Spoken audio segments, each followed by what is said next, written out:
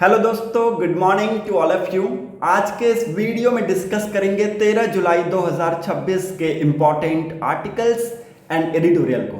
अगर आप लोगों को वीडियो इन्फॉर्मेटिव लगता है, वीडियो प्रोडक्टिव लगता है, तो वीडियो को लोगों के साथ जरूर शेयर कर दीजिएगा। साथ ही साथ चैनल को सब्सक्राइब कर लीजिएगा and don't forget to click on the bell icon to get the latest video update. So let's move to the first page of the newspaper. Discuss करेंगे यहाँ के इंपॉर्टेंट न्यूज आर्टिकल्स को। Iran attacks west Asian nation after US strike. US की strike के बाद Iran ने various waste Asian Nations के ऊपर अटैक किया है। तेहरान ने टारगेट बनाया है Bahrain, Kuwait, Qatar, Jordan and Oman को। इन्होंने स्टेटमेंट रिलीज करते हुए कहा है कि स्ट्रेट ऑफ हॉर्मुज अभी क्लोज है। यूएस ने जो स्ट्राइक किया है उसके बाद इन्होंने ऑफिशियल स्टेटमेंट रिलीज किया। उन्होंने कहा कि जो स्ट्राइक है it will weaken Iran's ability to threaten shipping. इन्होंने इंसिस्ट किया है कि जो ट्रैफिक फॉलोइंग है ये यहाँ पे वाइटल वाटरवेज के साथ किया जाए। ठीक है, तो इन्होंने अगेन यहाँ पे स्टेटमेंट रिलीज करते हुए ये सारी चीज़ें की हैं। होप आप लोगों को ये आर्टिकल क्लियर हो गया होगा। कोई भी डाउट होता है please let me know in comment section. Move करते हैं नेक्स्ट इंपॉर्टेंट न्यूज की तरफ। Taliban administration of Afghanistan seek deeper form ties with India. India के साथ जो तालिबान एडमिनिस्ट्रेशन है ऑफ अफगानिस्तान वो यहाँ पे डीपर फार्म टाइज देख रहा है। It's very important. इन्होंने यहाँ पे एक्सप्रेस किया है कि इंडिया के साथ ये एग्रीकल्चरल कोऑपरेशन इन्हांस करना चाहते हैं in some areas like agricultural trade, infrastructure development and irrigation. ये सारी जो चीज़ें हैं हमें मिनिस्ट्री ऑफ एक्सटर्नल अफेयर के तरफ से देखने को मिला है। तो होप आप लोगों को ये आर्टिकल भी क्लियर हो गया होगा। मूव करते हैं नेक्स्ट इंपॉर्टेंट न्यूज़ की तरफ। डायरेक्टली हम लोग थर्ड पेज पे आते हैं। Delhi university sees 2.06 lakh application for 71,600 UG seats. 71,600 undergraduate seats के लिए आप देखेंगे दिल्ली यूनिवर्सिटीज़ में 2.06 लाख यहाँ पे जो एप्लीकेशंस हैं वो रिसीव हुए हैं। It's very important news. जो फर्स्ट एलोकेशन लिस्ट है उसको 16 जुलाई को डिक्लेयर किया जाएगा। जो यहाँ पे सीट्स का एलोकेशन होता है उसके लिस्ट रिलीज किए जाते हैं। तो पहला जो एलोकेशन लिस्ट है उसको 16 जुलाई को रिलीज किया जाएगा। कैंडिडेट्स और जो स्टूडेंट्स हैं उनके बीच में आप देखेंगे जो बीकॉम है, बीकॉम ये टॉप चॉइस है। इट्स वेरी इंपॉर्टेंट, ये आप सभी को पता होना चाहिए। पिछले साल भी जो बीकॉम था ये टॉप चॉइस था स्टूडेंट्स और कैंडिडेट्स के बीच में। ये आप यहाँ पे देख सकते हैं क्लियर कट मेंशन किया गया है। It was followed by BA honours political science and BSc honours zoology. ठीक है, तो ये इंपॉर्टेंट है। ऑफिशियल स्टेटमेंट में ये भी बताया गया है कि इस साल स्टूडेंट्स के जो टॉप चॉइस है वो यहाँ पे बीकॉम ऑनर्स है, followed by B Com, BA honours English, BA honours political science. ठीक है, so it's very important news. ये डाटा इसलिए मैं आप सभी को बता रहा हूं ताकि आपको आंसर राइटिंग में मदद मिले।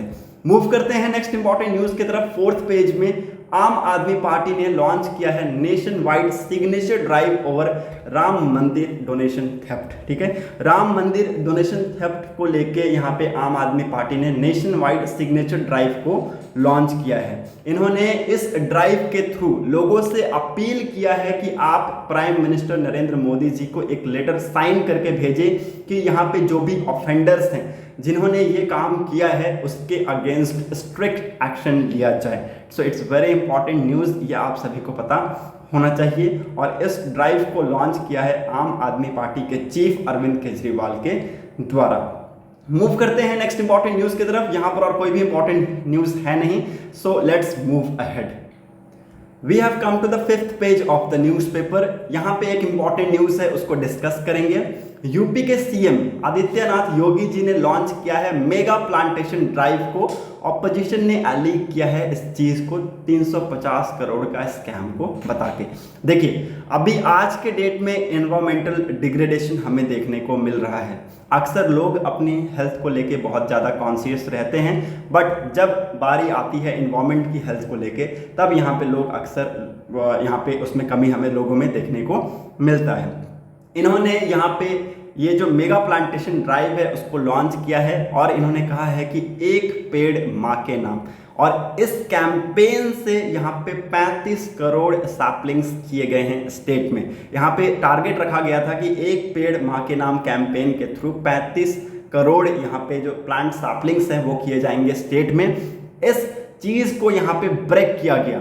35.2 crore saplings were planted in the state, surpassing the government's target of 35 crore. इसको लिख लीजिएगा, इट्स वेरी इंपॉर्टेंट। और आगे आने वाले टाइम में ये बहुत ज़्यादा इंपॉर्टेंट रहेगा, क्योंकि यहाँ पे जो ट्रीज हैं वो ट्रीज हमें बहुत कुछ देते हैं। देखिए, इस चीज़ को यहाँ पे ऑपोजिशन ने बताया है कि ये एक करप्शन प्रोग्राम है जहाँ पे लोगों के जो पैसे हैं वो लूटे जा रहे हैं।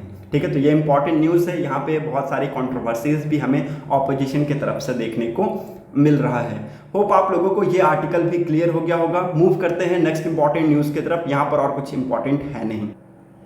We have directly come to the 8th page of the newspaper, that is editorial page। पहला एडिटोरियल को अगर आप देखें तो ये बहुत ही ज़्यादा इंपॉर्टेंट है। ठीक है, इसमें हम सारी चीज़ों को कवर नहीं करेंगे, दैट्स वाई मैंने एडिटोरियल को हाईलाइट नहीं किया है।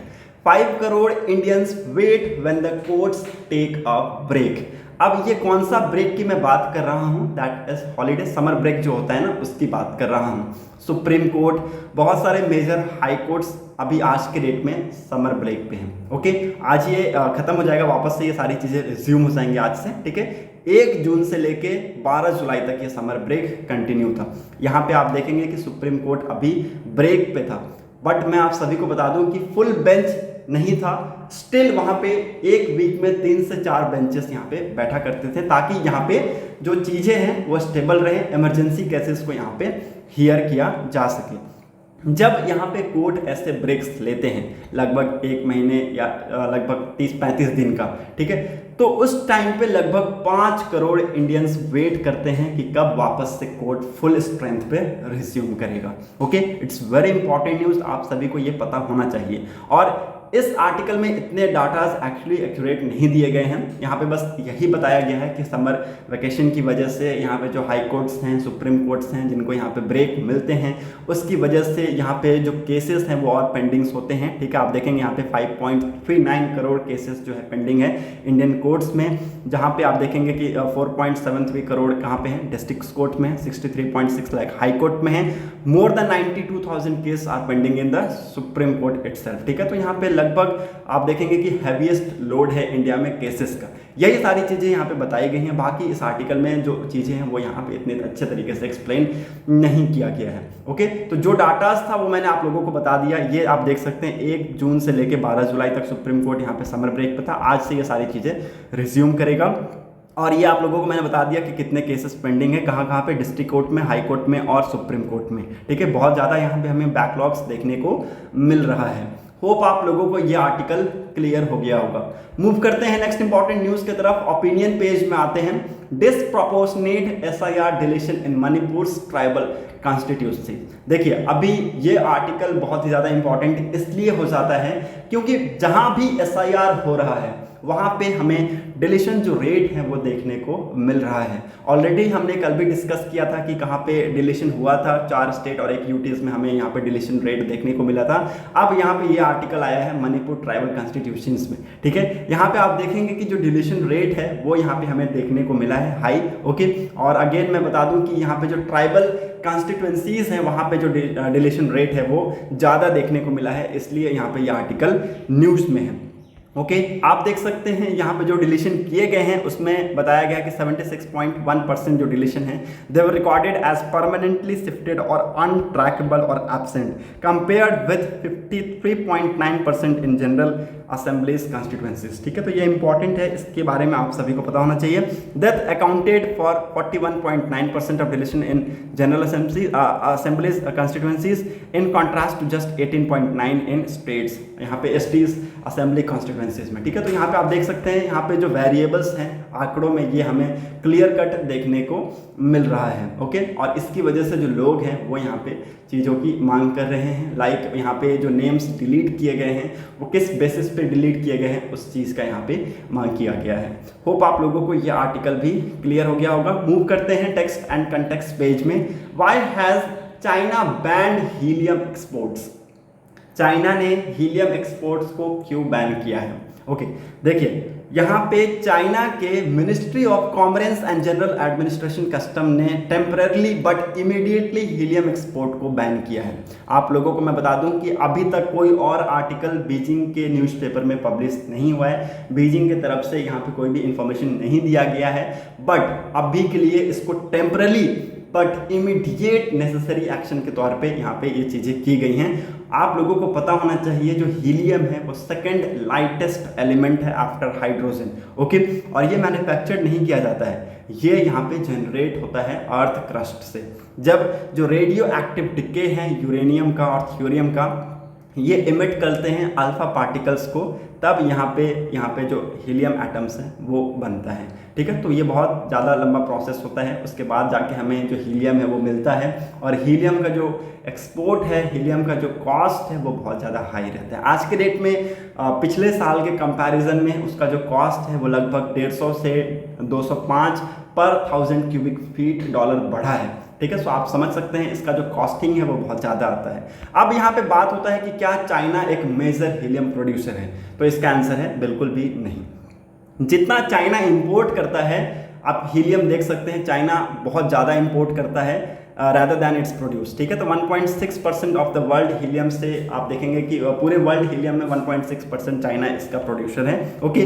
मेजर जो यहाँ पे प्रोड्यूसर है वो आप लोगों को पता होना चाहिए कौन कौन है। सबसे टॉप प्रोड्यूसर है यूएस, जिसमें आप देखेंगे पूरे वर्ल्ड का 43% जो सप्लाई है वो यहाँ पे यूएस की तरफ से होता है, followed by Qatar, Russia, Canada and Algeria, okay. तो ये इंपॉर्टेंट है, इसको यहाँ पे आप लोगों को लिख लेना है, okay.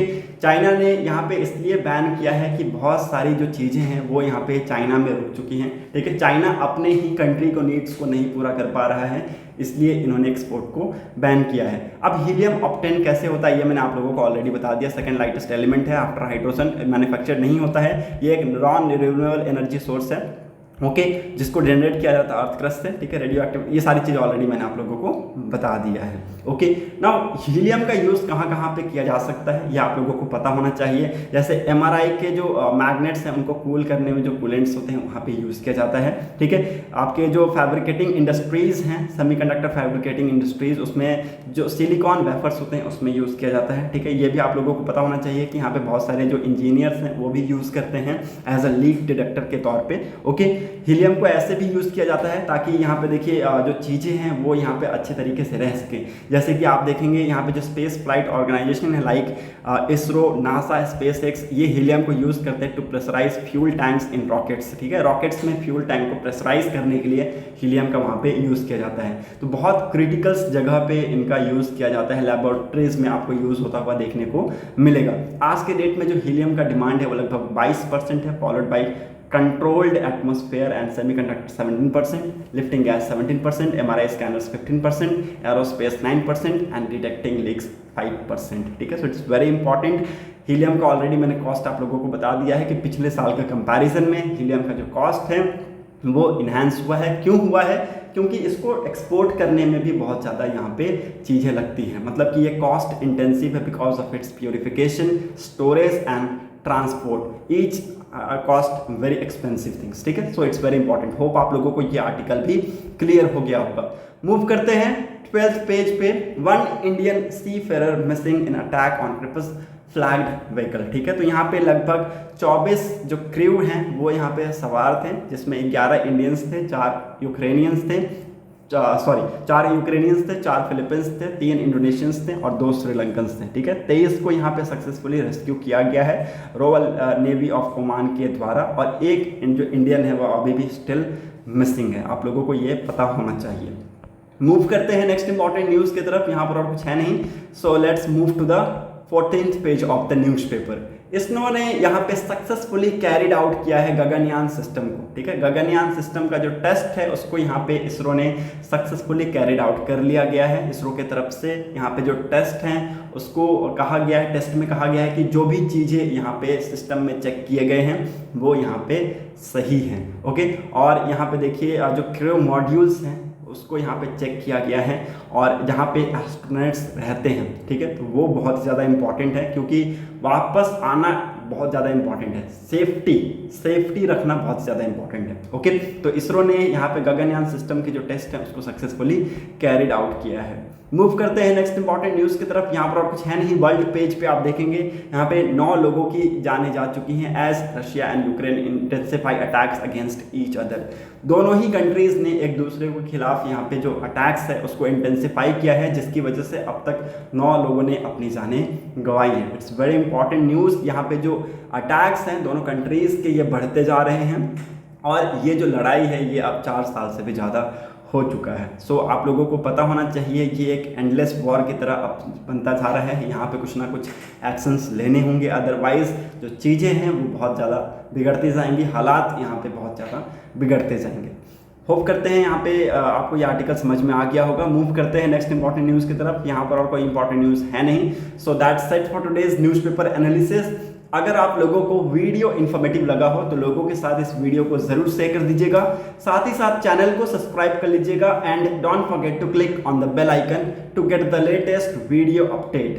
Thanks for watching a video. Thank you and have a nice day.